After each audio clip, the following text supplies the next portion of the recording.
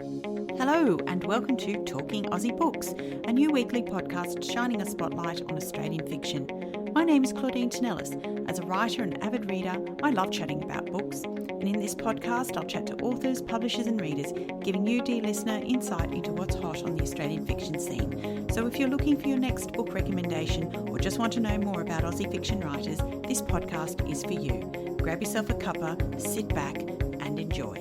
My guest this week is Sandie Docker, author of the Kookaburra Creek Cafe, published by Penguin Random House in April of this year. Welcome, Sandie. Hi, Claudine. Thanks so much for having me. You're very welcome. Sandie, I had the pleasure of meeting you at the launch of this gorgeous book back in May. And at the time, I hadn't read the book and I was unprepared for how emotional I would become and how connected I felt to the characters. I was really quite sad to say goodbye to them by the end of the book. So I just wanted to say congratulations. It's a stellar debut. Oh, thank you so much. That's what we want as a writer, is for our readers to connect with the characters. So that's lovely to hear. Absolutely. And for the benefit of our listeners, can you tell me a little bit about your book? Sure. The Kookaburra Creek Cafe is a story of 3 generations of women, each with a tragic past. And they're drawn together seemingly by chance in this tiny little cafe in a tiny little Australian town called Kookaburra Creek. We have Hattie, who is in her 70s, and she owns the cafe. She's been carrying around a secret with her for the last 50 years or so that has the potential to destroy the cafe. Then we have Alice, who is in her 30s, and she's managing the cafe for Hattie. She was taken in by Hattie when she was 18, alone and pregnant, and she has a tragic event in her past that is preventing her from finding her happily ever after. And then we have Becca, who is a teenage runaway, and she breaks into the cafe. And instead of turning her in, Alice takes her in and trains her in the cafe and helps her find her place where she belongs. That's amazing. So was there a particular event that inspired you to write this story? There was, and it's really embarrassing to talk about because it's incredibly cliched. I had a dream one night, which sounds awful, but it's the truth. Not at all. I had a dream about an old friend of mine, and in this dream, this friend passed away. And I woke up from the dream with tears streaming down my cheeks and my heart racing. It was as if it had really happened. And I hadn't spoken to this friend for about 15 years or so. And so I panicked and I rang them, hoping that the number I had was still a valid phone number, just to see if they were okay, because it was such a real dream. Thankfully, the friend was okay. But the idea of how we can be connected to somebody across time and distance sat with me, and that was the beginnings of Alice's story. Fantastic, yeah. No, I don't think it's weird at all that that you were inspired by a dream. I think a lot of great story ideas come from dreams, and I think the skill then is to translate a dream into something that you can work with and create a story around. So yeah, I think fantastic. That's wonderful.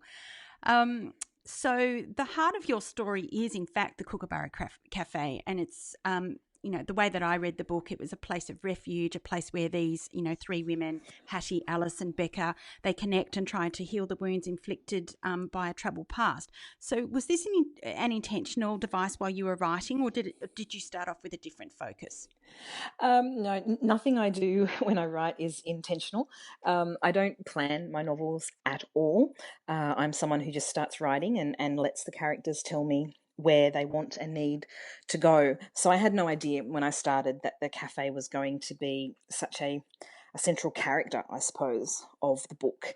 And it was only when I was writing it that realization came to me, how important the cafe was to the women and the minor characters in the book as well. Yeah. And so I guess I wondered whether or not the Kookaburra Creek Cafe was actually based on, a place that you knew. Not specifically, no. I did grow up in a small town though, and so far all of my novels that I've written have been about small towns. I think I miss them living here in the city, so I like to write about them, and it's probably an amalgamation of all the places that I've been to and travelled to when I was a child and all the places that I saw. Sure. I have heard you say that the town of Kookaburra Creek is actually fictional, but was it too based on a real place, somewhere that you had been or that you knew of? It is fictional, but I did have in my head where I thought it was set, so that I could build up the type of town that it was meant to be. Mm-hmm. But at that launch that you and I met at for the first time, a lady in the audience asked, "Where is Kookaburra Creek?" And I answered with what in my head it was. And she turned around and said, "No, it's not. It's Ah, somewhere else." okay. And so I've not answered that question ever again since then. And I like the fact that the reader comes with their own experience and puts it in their mind where they think it is, because it makes it a more real place for them, a place that they can relate to. Yeah, absolutely. And, I think I've heard lots of writers say this before, that they, deliberately don't, be too prescriptive about details, simply because they do want people to be bringing their own experiences and their own ideas of what places look like and what people look like to characters and places in a book. So, it's great that people think differently about a place in a book. Yeah, I think so. And I think as readers, you have to bring your own experiences either to a place or a character, or the experience that those people are going through. In my book club, there's 10 women and we're of the same stage in life, same socioeconomic backgrounds, and we can read the same book and come at it from very, very different angles. And that's because we're bringing our own experiences to it. And I think if you allow the room for the readers to do that as a writer, then I think you're doing your job properly. Absolutely. Moving on to research, I was very interested to know how much research you had to do for this book. And without giving anything away to those readers or listeners who haven't read the book yet, the book deals with serious, quite serious themes like illness, grief, and trauma, amongst others. How much writing about these themes did you draw on your own experiences and or intuition, and how much came from actual research? Yeah, I had to do a lot more research than I thought I was going to have to do, because I don't write historical fiction where you have to do an awful lot of research. I figured I'd get off that hook and wouldn't have to bother, but that's not the case. With regards to the grief that runs through the novel, that is something that I wrote from personal experience. Mm-hmm. So there wasn't any research involved in that, but that certainly didn't make it easy. To Yeah. tap into those emotions and those themes was actually very difficult. There is a medical situation in the book, which again we won't go into for spoilers, Yep. that I definitely had to research on, and I'm lucky enough that I've got a couple of people within my circle of friends that are experts in that field, and I could draw on their expertise. And I think even in a modern book, if you're dealing with something like that, you have to do the research, because somebody reading it will know if you've got it wrong. I was intrigued by the three different points of view in the novel. So we get a point of view from each of Hattie, Alice, and Becca, and also we have a shifting time frame in the book. We're moved between the three different protagonists as well as the past and the present. And rather than being a jarring experience as a reader, I felt it was seamless. Now, did you find that a challenge, particularly as this was your first novel?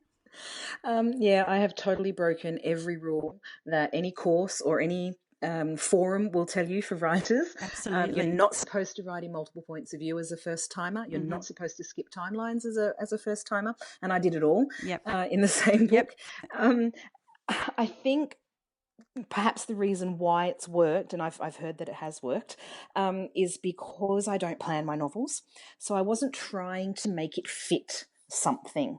I just let it be what it wanted to Yeah. be. I let the characters tell me how they wanted their story to be told, and I listened, and that was just how it came out. It sort of grew that way as I was writing it. Yeah, yeah. Well, it was fantastic, and I thought it made for a very, very captivating, very enriching experience as a reader. So, yeah, congratulations on that as well. Thank you. So, moving on to small towns. Now, you did say that you'd grown up in a small town, and I felt that the book really captured the dynamics of a small town really well. The sense of place is very strong, and you've also created a cast of secondary characters, which as a reader, I feel like I might have known once. Is this because you have spent so much time in small Australian country towns? Yeah, I think so. I always say that writers are first and foremost observers. That we sit back and we watch a lot of what's going on around us, and we notice things that other people perhaps don't notice. And so, when I was younger, obviously subconsciously, I was paying a lot more attention than I thought I was. And the thing about small towns is that the characters lend themselves to be written about. They're so interesting and so quirky.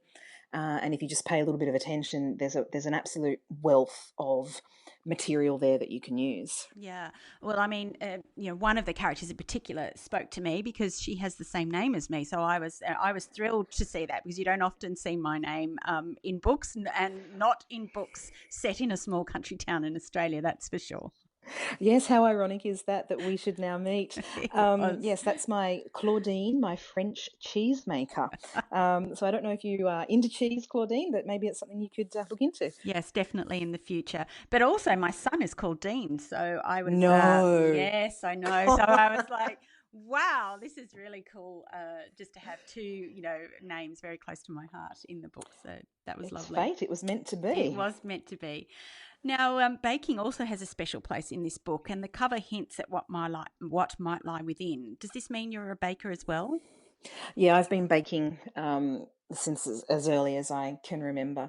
My grandmother was a caterer, and she taught me the first lessons in baking that I learned, and my mum and my dad owned a cafe when I was growing up. So it's always been a part of my life, and I find it a therapeutic experience most of the time when I'm baking, and I needed Alice to have some kind of activity that was like that for her, and so it was a natural fit for me to put baking in. Absolutely. Well, you definitely get the sense that it is a therapeutic activity for Alice, and it certainly gives one ideas as well. She was doing some great things in the book. She is, and Penguin asked me to include some of the recipes at the back of the book, which was a nice little touch, I thought. Some of Alice's cupcake recipes. So. Absolutely, a lovely surprise for readers at the end, I thought. Yes. In terms of, writing heroes or idols, whose writing would you say you most, try to emulate, if at all? Yeah, I hope I don't try to emulate anyone, because I think I would fail miserably if I did. I think as writers we have to just find our own voice and our own truth when we're writing. In terms of heroes, when I was pitching my novel to publishers and agents, I kind of liked to pitch myself, and you may tell me I'm completely bonkers here, but as a Australian cross between Maeve Binchy and Jojo Moyes. Maeve is one of the earliest women's fiction authors that I read, and the way she captures small towns and these ordinary people going about their ordinary lives is something that I relate to. And then Jojo Moyes, who's obviously more modern now, the way she captures the drama that can happen in someone's life I find really compelling. Absolutely. Now, I understand you've written another book. Yes. And when can we expect to see this on our bookshelves? Dear, if the gods are smiling upon me, and I'm laughing right now because in front of me is my printed out manuscript of the next book with the editorial notes attached. I'm in the throes of editing at the moment, and it's not going particularly well. But assuming that we pull it all together in time, The Cottage at Rosella Cove will be on the shelves around the 8th of January. Well, that's very exciting. Yes, well, hopefully it will be. Yeah, I'm sure it's not exciting for you at this point in time, but for us, anticipating that beautiful book being on the shelves is terribly exciting. So I wish you all the best with those edits. Thank you very much. Now, you have a husband and daughter, and what do they think of your writing? My husband thought for a very, very long time that it was just, one of Sandie's hobbies that she does, like my baking, card making, sewing, all these things that I pick up and never finish. I've got a crochet blanket that I started 3 years ago, not even halfway through yet. And I think for the longest time he thought it was just like that. It's just something that I played with, essentially. Once I got the contract from Penguin, though, he was on board. And I think he realised then that this was more than just a hobby. Sure. My daughter is now 12, so she's at just the right age to actually understand what this means and to see her mum's book in a bookshop. And, she's made a few of her friends buy it for their mums, which is really nice. And I think she's quite proud of me. I hope she's proud of me. I'm sure she is, Sandie. It's a marvellous achievement. And yes, it's much more than just a hobby now. Yes, definitely. Definitely. I mean, it always was for me, but to the outside world, it probably didn't look like that. Absolutely, I understand. So if listeners wanted to connect with you or to learn more about your books, where can they find you, Sandie? I hang out far too much on Facebook at Sandie Docker Writer, and that's where I tend to post most of my writerly stuff. I do have a website, which is simply www.sandiedocker.com, and I have recently joined Instagram, which I'm finding a particularly interesting experience. Some of the people following me, middle-aged men, showing off their muscles in their profile pictures, and I'm my like, goodness, everything I've posted is books, and it's all about books. It's a strange place to be. Yes, the world of social media. Yes. So, Sandie, I wanted to say congratulations once more on your beautiful book. And if anyone hasn't read Sandie's book yet, do yourself a favour and go out and get it today. I can't wait to read the next one. It's been fabulous to chat with you today, Sandie. Thank you very much. Oh, thank you so much for having me. It's been fun. It's a pleasure. Well, that's a wrap, folks. If you enjoyed this podcast, please leave a review on iTunes or drop me a line via my Instagram at Claudine Tinellis or on my webpage, claudinetинellis.com. Thanks for listening. Until next time, happy reading.